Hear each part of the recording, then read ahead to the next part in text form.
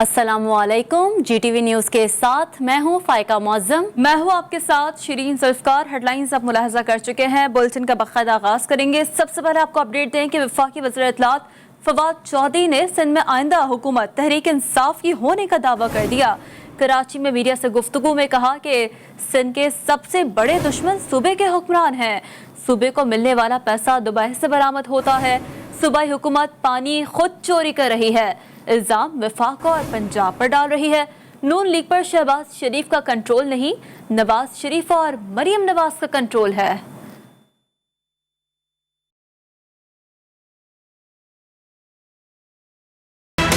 इंशाल्लाह इनके दिन भी थोड़े हैं। आखिरी इलेक्शन था जो उन्होंने लड़ लिया, कामयाब हो गए। इस बार इंशाल्लाह इमरान खान खुद सिंध में आकर के इलेक्शन कैंपेन जो होगी अगली 2023 की, इमरान खान खुद उसको लीड करेंगे और आप देखेंगे कि सिंध के अंदर अगली हुकूमत इंशाल्लाह PTI की हुकूमत होगी। सिंध के सबसे बड़े दुश्मन इस वक्त सिंध के ऊपर राज कर रहे हैं। ये हमारी बदकिस्मती है। जो पैसा भी हमने सिंध सरकार के हवाले करते हैं वो पैसा या दुबई से बरामद होता है या कनाडा से बरामद होता है या यूरोप से बरामद होता है। तो आखिर ये अकाउंटेबिलिटी का कोई तरीका तो बनाना पड़ेगा ना। मसला ये है कि ये खुद पानी चोरी करके इन्होंने अपनी जो पीपल्स पार्टी जैसी जमात का, जो ज़ुल्फ़िकार अली भुट्टो और बेनज़ीर भुट्टो की पार्टी थी, उसका बेड़ा गर्क कर दिया। वफाकियत की जमात को इन्होंने एक सूबाई जमात बना के ये इन्होंने पंजाब के ऊपर डाला और पानी चोरी सारे ये खुद कर रहे हैं। शहबाज शरीफ साहब की जो कंट्रोल है अपनी पार्टी के ऊपर वो मुस्तार लिया हुआ,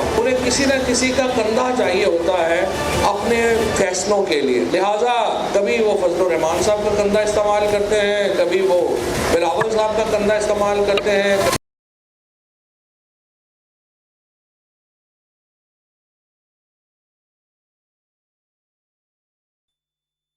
वफाकी वजीर फवाद चौधरी की कड़ी तनकीद के बाद सिंध हुकूमत का बयान भी सामने आ गया। तर्जुमान सिंध हुकूमत मुर्तज़ा वहाब बोले, मुराद अली शाह इसलिए पसंद नहीं क्योंकि वो सिंध के लोगों की बात करते हैं। उस्मान बुज़दार और महमूद खान इसलिए पसंद हैं क्योंकि वो खामोश रहते हैं।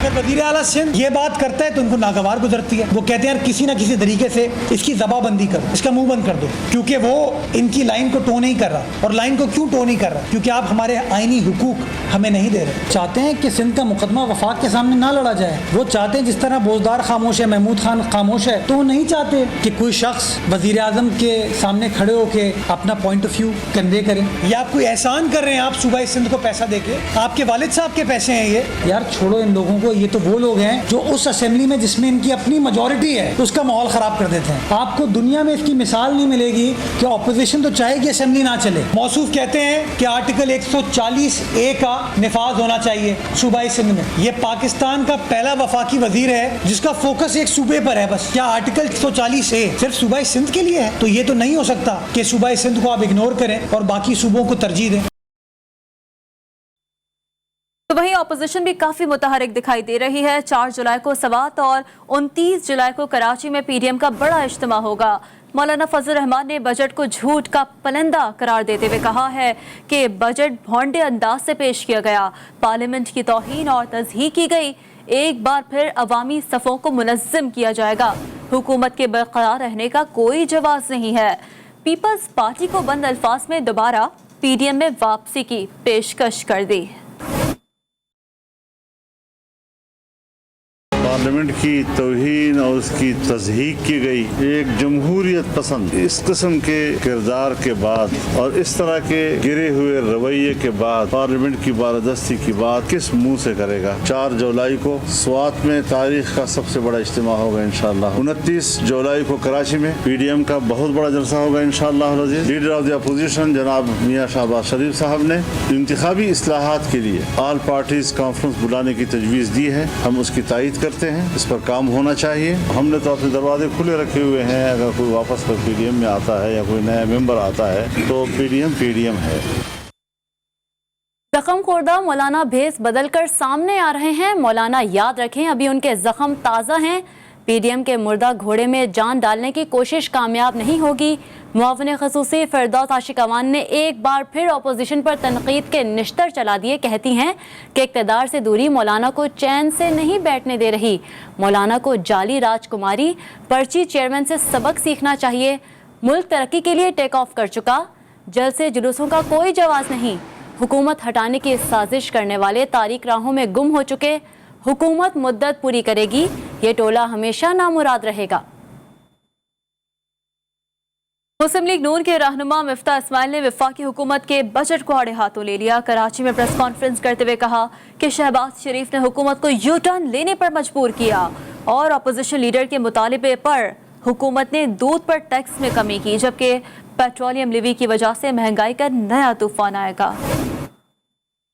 जो इस तरह इन्होंने शहबाज शरीफ की ये डिमांड मान के दूध के पाउडर के ऊपर ड्यूटी कम करी है, सेल टैक्स कम किया है, इसी तरह मेडिकल अलाउंस के ऊपर एम्प्लॉइज के जो है मेडिकल अलाउंस के ऊपर टैक्स नहीं लिया जाएगा। पेट्रोलियम लेवी हुकूमत ने 610 अरब रुपए रखी है। इस साल का हुकूमत का तखमीना है 610 अरब रुपए। अब आप सोच सकते हैं कि जब 27 रुपए पेट्रोल में इजाफा होगा और आजकल पेट्रोल भी महंगा हो रहा है तो आप ये देखेंगे कीमतें कहाँ जाएंगी। IMF और वर्ल्ड बैंक का इनका एग्रीमेंट जो है, IMF का प्रोग्राम है वो सस्पेंडेड है, जिसकी वजह से ना सिर्फ IMF ने अपनी ट्रांच रोक दी है बल्कि वर्ल्ड बैंक ने $600 मिलियन देने थे वो भी रोक दिए और एशियन डेवलपमेंट बैंक ने भी पेमेंट फ्रीज कर दी है। वज़ीर आला पंजाब उस्मान बुज़दार का कहना है कि नाकाम अपोजिशन ने हर कौमी मसले पर आवाम को मायूस किया है। अपोजिशन ने अपनी तमाम तवानाइयाँ सिर्फ ज़बानी जमा खर्च पर सर्व की। कोरोना और मईशत जैसे कौमी चैलेंजेस के बाद अब बजट पर अपोजिशन की जानिब से सियासत चमकाने की कोशिश काबिल मज़म्मत है। अपोजिशन ने हर मौके पर मनफी रवैया अपनाकर अपनी रही सही साख भी ख़त्म कर ली है। अपोजिशन जमातों का गैर जिम्मेदाराना रवैया तारीख का हिस्सा बन चुका है। इस टोले के पास ना कोई एजेंडा है और ना कोई हिकमत अमली है। वज़ीर आला बलूचिस्तान से हुकूमती और इत्तेहादी जमातों के अरकान ने मुलाकात की है। बजट सेशन के मौके पर अपोजिशन की हंगामा आराई समेत दीगर अहम सियासी उमूर पर तबादला ख्याल किया गया। इत्तेहादी जमातों के अरकान का असम्बली में रोनुमा होने वाले वाक़े पर शदीद तहफ़्फ़ुज़ात का इज़हार। वज़ीर आला से गुफ्तगू के दौरान इत्तेहादी अरकान का कहना था कि अपोजिशन के इस रवैये से ऐवान का इस्तेहक़ाक़ मजरूह हुआ। हुकूमती इत्तेहादी जमातों का स्पीकर बलूचिस्तान की जानिब से बुलाए गए इजलास में शिरकत न करने पर भी इत्तफाक। वज़ीर आला जाम कमाल ने कहा कि पार्लियामेंट की बालादस्ती हम सबकी मुश्तरका जिम्मेदारी है। बलूचिस्तान की तारीख में ऐसा वाक़या कभी रोनुमा नहीं हुआ। मुशावरती इजलास में हुकूमत और अपोजिशन अरकान नहीं आए, सिर्फ PTI के पार्लिमानी लीडर यार मोहम्मद रिंद आए। स्पीकर बलूचिस्तान असम्बली अब्दुल कदूस बजिंजो ने कोयटा में मीडिया से गुफ्तगू करते हुए कहा कि बजट सेशन खुश असलूबी से चलाने के लिए इजलास तलब किया था। असम्बली अहाते में जो हुआ वो रिवायात के खिलाफ था। बजट सेशन के दौरान इस तरह के वाक़या नहीं हो। ये कहा जाता था कि बलूचिस्तान का असम्बली के लोग बड़े अच्छे हैं, एक दूसरे का ख्याल रखते हैं, एक दूसरे के खिलाफ इस तरह के वो नहीं करते हैं। बड़ा नाखुशगवार वाक़या हुआ। आने वाले दिनों को बेहतर करने और इस तरह का वाक़या पेश न आए, उनके साथ मिल के जो SOPs बनाएंगे गवर्नमेंट और अपोजिशन के साथ। हमारा था ये कि SOPs के थ्रू कि आइंदा कोई इस तरह का वाक़या हो तो हम उनके खिलाफ कार्रवाई करें। आगे बढ़ते हुए अपडेट यह है कि लाहौर में आंधी के बाद 100 से ज़ायद फीडर्स ट्रिप कर गए, जिसके बाद मुतादिद इलाके बिजली से महरूम हो गए। महकमा मौसमियात के मुताबिक लाहौर में तेज़ हवा के साथ बारिश का इम्कान है। तर्जुमान लेस्को का कहना है कि लेस्को रीजन के 120 फीडर से बिजली की सप्लाई आर्जी तौर पर मुअत्तल है। लेस्को चीफ की हिदायत पर फील्ड स्टाफ को अलर्ट कर दिया गया है। दीगर खबरों में आपको बताएं, वज़ीर आज़म इमरान खान का अमेरिका को हवाई अड्डे न देने का बयान। लाहौर के शहरियों ने भी वज़ीर आज़म की खुलकर हिमायत कर दी। मज़ीद तफसीलात ज़ीशान नवाज अपनी रिपोर्ट में बता रहे हैं। वज़ीर आज़म इमरान खान ने अमेरिका को हवाई अड्डे देने से मुतालिक इंटरनेशनल मीडिया को इंटरव्यू देते हुए कहा कि अपनी सरजमीन किसी के खिलाफ इस्तेमाल करने की इजाज़त नहीं देंगे। Absolutely not. There's no way we're going to allow any bases, any sort of action from Pakistani territory into Afghanistan. वजीर आजम के बयान की हिमायत करते हुए शहरियों का कहना था कि कौम के लीडर को ऐसा ही होना चाहिए। हम वजीर आजम के इस बयान के साथ हैं। इमरान खान ने अपना हक लीडर होने के लिए पूरा अदा किया है, बिल्कुल ऐसे ही होना चाहिए। एक ऐसा हुक्मरान आया जिसने अमेरिका को डट के जवाब दिया है। पहले वो जिस तरह कहते थे डू मोर, अब ये कहते हैं नो मोर। वजीर आजम इमरान खान का ये बयान ट्विटर पर भी टॉप ट्रेंड बना रहा। वजीर आजम के बयान को न सिर्फ सराहा गया बल्कि लाहौरी कहते हैं कि कौम के लीडर को ऐसा ही होना चाहिए जिससे कौम की पहचान बनती है। कैमरामैन अवैस राजपूत के साथ Zeeshan Nawaz, GTV news Lahore. Welcome back. Update यह है कि पाकिस्तान और अमेरिकी कंपनी फाइजर बायोनटेक के दरमियान mRNA वैक्सीन फराहमी का मुआहदा तय पा गया। अमरीकी फार्मास्यूटिकल कंपनी रवा साल पाकिस्तान को 1 करोड़ 30 लाख डोजेस फराहम करेगी। फाइजर बायोनटेक जुलाई में पाकिस्तान को 10 लाख खुराकें देगी। रवा साल के आखिर तक फाइजर पाकिस्तान को मज़ीद mRNA और वैक्सीन की 13 मिलियन डोजेस फराहम करेगी। हुक्काम का कहना है कि पाकिस्तान इस साल रूसी वैक्सीन स्पुतनिक की भी 1 करोड़ डोजेस खरीदेगा। रूसी वैक्सीन स्पुतनिक वी की पहली खेप जून के आखिर या जुलाई के पहले हफ्ते पाकिस्तान पहुंच जाएगी। मुआविन खुसूसी सेहत डॉक्टर फैसल सुल्तान का कहना है कि कल चीन से सानोवैक वैक्सीन की मजीद 15 लाख डोजेस आ रही हैं। पीर तक मुल्क में वैक्सीन की कमी पूरी हो जाएगी। पाकिस्तान मुस्लिम लीग नून के सदर शहबाज शरीफ ने मुल्क भर में कोरोना से बचाव की वैक्सीन की किल्लत पर शदीद तशवीश का इजहार किया है और मुतालबा किया है कि आवाम की जिंदगियों से खेलने की बजाय हुकूमत वैक्सीन की फौरी फराहमी यकीनी बनाए। मुल्क भर में वैक्सीन की अदम दस्तयाबी पर रद्द-ए-अमल में शहबाज शरीफ का कहना है कि कोरोना वैक्सीन की अदम दस्तयाबी हुकूमत की मुजरिमाना गफलत और नाअहली का एक और सबूत है। हुकूमत को 22 करोड़ लोगों को सामने रखते हुए मनसूबाबंदी करनी चाहिए, जबकि खिराती वैक्सीन से काम चलाने की छोटी सोच तब्दील की जाए। लीगी रहनुमा ने कहा कि वैक्सीन के मामले पर भी वही कुछ किया जा रहा है जो LNG की फराहमी के मामले पर किया गया था। आटा, चीनी और दवाइयों के मामले में जिस तरह मुफाद परस्तों ने जेबें भरी, कोरोना वैक्सीन में भी वही कुछ दोहराया जा रहा है। और नाज़रीन, हैरत अंगेज बात तो यह है कि सिंध में तरक्याती मंसूबों के सवाल पर सिंध हुकूमत हमेशा फंड्स की कमी का रोना रोती है, लेकिन आइंदा माली साल के दौरान मुख्तलिफ महकमों और सरकारी अफसरान के लिए चमचमाती गाड़ियों की खरीदारी के लिए 1 अरब 35 करोड़ रुपए मख्तस कर दिए गए हैं। इसी हवाले से हनीफ माजोटी की रिपोर्ट देखिए। एक जानिब वफाक से फंड्स कम मिलने का रोना, सूबे के तरक्याती काम ना होने का शिकवा, लेकिन सिंध के बड़े शाह की शाह खर्चियाँ।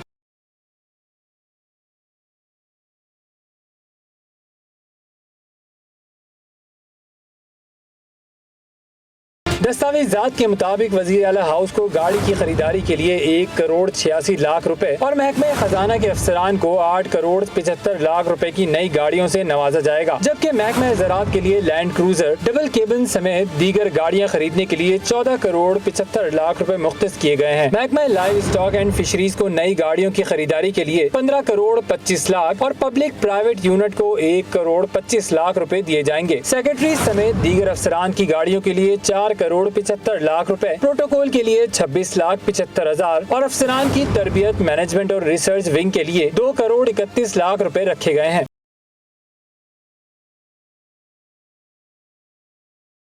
असिस्टेंट कमिश्नर समेत दीगर अफसरान के लिए 129 डबल केबिन समेत मुख्तलिफ गाड़ियों के लिए 83 करोड़ रुपए से जायद खर्च किए जाएंगे। डिप्टी कमिश्नर हैदराबाद की गाड़ी की खरीदारी के लिए 41 लाख, डिप्टी कमिश्नर उमरकोट के लिए 59 लाख रुपए मुख्तस किए गए हैं। कराची, हैदराबाद और टंडोलायार के कमिश्नर्स की गाड़ियों के लिए 1 करोड़ 15 लाख रुपए खर्च किए जाएंगे। कराची में नस्ला टावर के मकीनों ने चीफ जस्टिस ऑफ पाकिस्तान से बुनियादी इंसानी हुकूक के नाम पर अपील कर दी। कहा, सुप्रीम कोर्ट नजरसानी शुदा समात तक नस्ला टावर गिराने का हुक्म मुअत्तल करे। अदालती हुक्म पर अमल दरामद से मुल्क में बड़ा इंसानी अलमिया पैदा होने का खदशा। ये रिपोर्ट मुलाहिजा करें।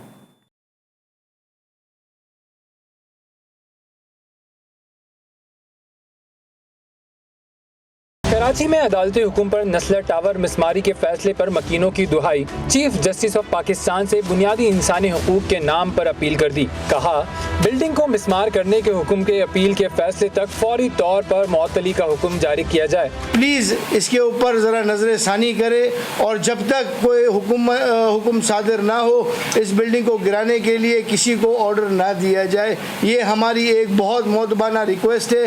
नस्लर टावर अलॉटीज एक्शन कमेटी ने मुश्तरका प्रेस कॉन्फ्रेंस में कहा कि अदालती फैसले पर अमल दरामद से मुल्क में बड़ा इंसानी अलमिया पैदा होने का खदशा है। तो अगर आप समझते हैं कि सिंधी मुस्लिम ने अपनी जिम्मेदारी पूरी नहीं की तो आप जुर्माना करें, उसको रेगुलाइज करें। आप 45 फैमिलीज को क्यों निकाल रहे हैं? अलॉटीज एक्शन कमेटी के रहनुमाओं का कहना था कि जिंदगी भर की खून पसीने की हलाल कमाई से हुकूमत और मुताल्लिका इदारों के इजाजतनामों की दस्तावेज की तस्दीक के बाद फ्लैट्स खरीदे हैं।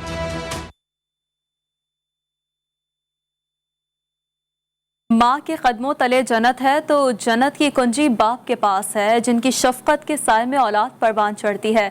अगर बाप का साया सर पे ना हो तो जिंदगी गुजारना मुश्किल हो जाता है। वालिद के आलमी दिन से मुतालिक देखते हैं बुशरा कुंवर की ये रिपोर्ट।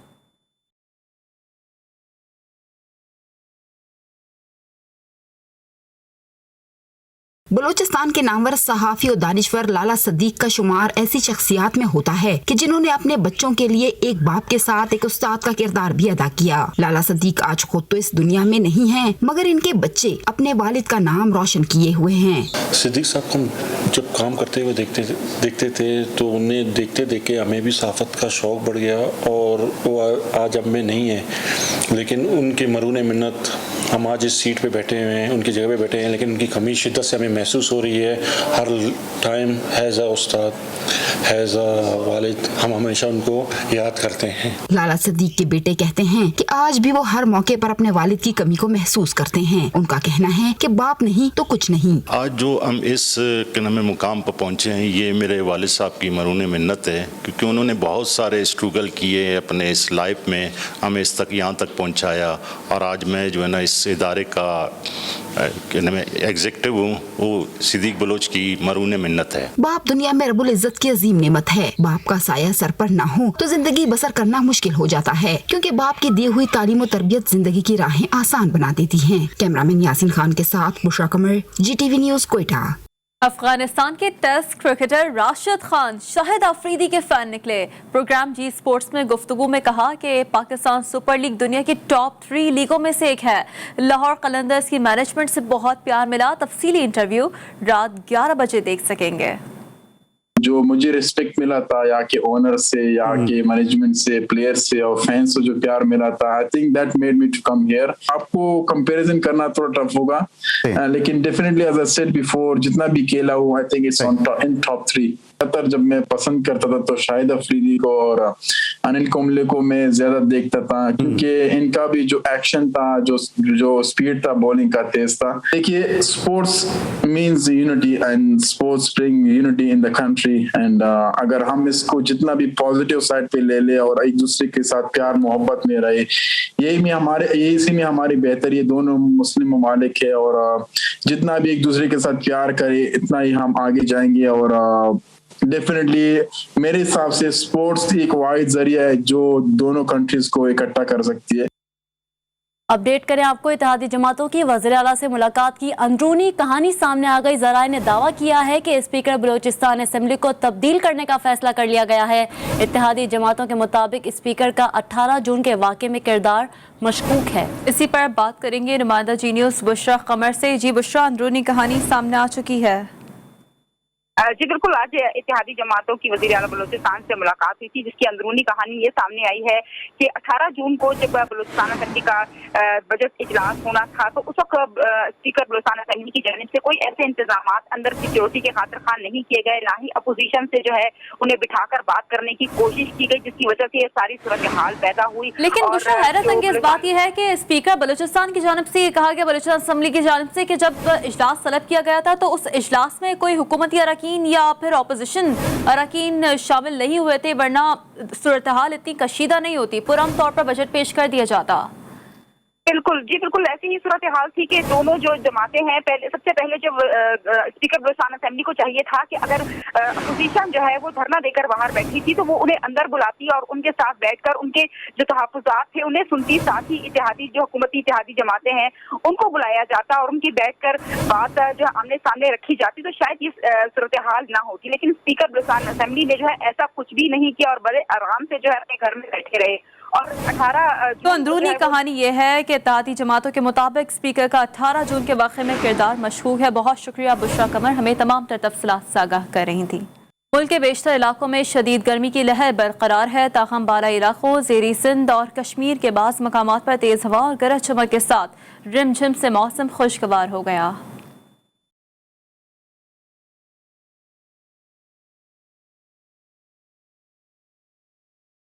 मुल्क के बेशतर इलाकों में सूरज आग बरसाता रहा। सबसे ज्यादा गर्मी सिब्बी में पड़ी, जहां ज्यादा से ज्यादा दर्जा हरारत 47 डिग्री सेंटीग्रेड रहा। दादू में 44, तुरबत, जैकबाबाद, रोहड़ी, सकरंड और शहीद बेनजीराबाद में 43 डिग्री सेंटीग्रेड रिकॉर्ड किया गया।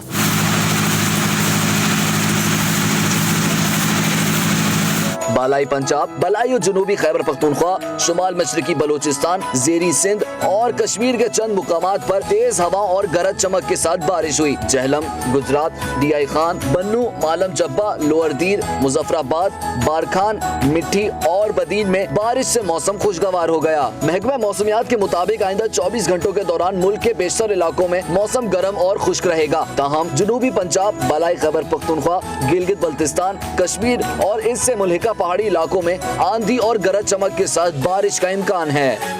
पाकिस्तान फिल्म इंडस्ट्री को 10,000 से ज्यादा लाजवाब गीत देने वाले नगमा निगार ख्वाजा परवेज को दुनिया से रुखसत हुए 10 साल बीत गए।